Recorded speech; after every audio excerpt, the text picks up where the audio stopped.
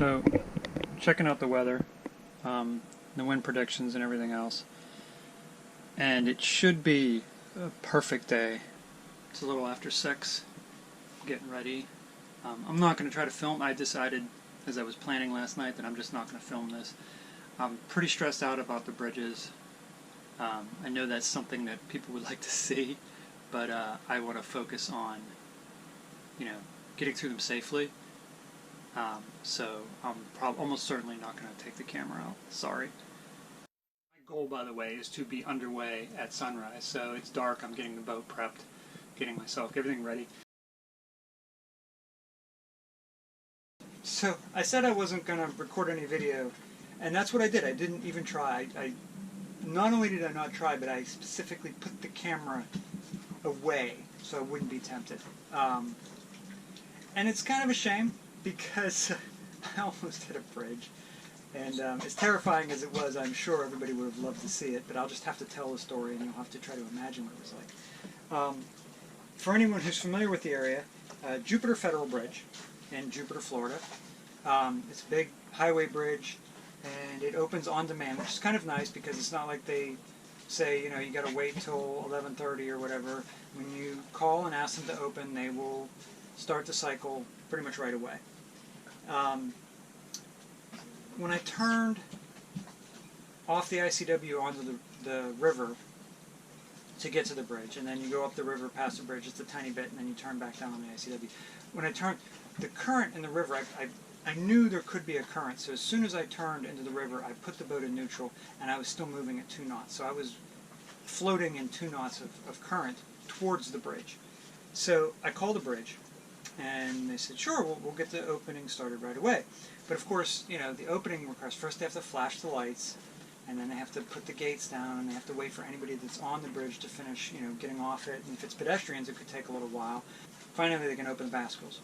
So I'm sitting there, and I'm watching myself. I'm watching myself get closer and closer to the bridge.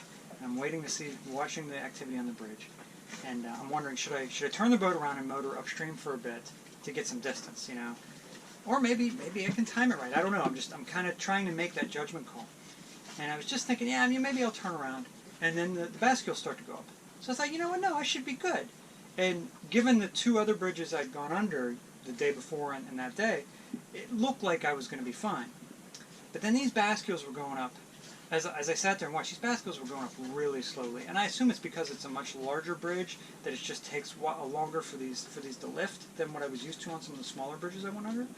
So I started worrying again. Am I going to make it? Do I have? And I'm watching, and it's like the boat is just drifting, and the channel's narrow enough that I don't have a lot of control in reverse. I was kind of really nervous about the whole thing, and I was doing the thing where I think I'm going to make it. I think they're going to be open in time right as I get there, and at the last possible moment, I decided, you know what? I am not sure I'm going to clear this bridge. And I turned the helm hard over, put it in gear, and revved the engine, and just did a loop right in front of right in front of the bridge. I don't think I could have waited another 20 seconds to do that, or I would have hit the bridge. It must have scared the crap out of the bridge operator and anyone else who was looking. But the good news is I didn't hit the bridge, despite it was bad judgment on my part. It was very bad judgment. I should have much earlier turned around and just kind of pointed the boat upstream and motored until the bridge was open enough, and then turned around and gone through it. The positive side is that no one was hurt, nothing was broken. So even though it was bad judgment, it could have been worse. The somewhat humorous side effect to that is I was kind of shook up by that. So the next bridge I went through, I stayed so far back from it that the bridge operator, when he started to open, the bridge operator actually called me and kind of chewed me out for holding up traffic, because I was so far back that, by the time the bridge was open, I was trying to get through, and the bridge was open longer than it needed to be. The good news is that, I'll call it good news, there were like 4 more bridges that day, 3 or 4 more, so I got, more practice, and by the end of it, I was finally getting a lot better at timing it. The lesson there is that when you're dealing with bridges with current, you have to really be careful. You have to pilot defensively.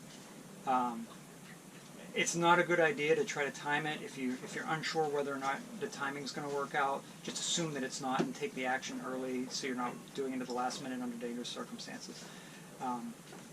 So again, I'm sure it would have been a lot more interesting if there would have been video of this, but you'll just have to imagine it. So I'm here in Riviera Beach Marina, and you're probably getting a lot of wind noise. This is really close to Palm Beach. That's Peanut Island right there. So if you know the area at all, you know where I am. I spent several days in West Palm. I picked up a crew member.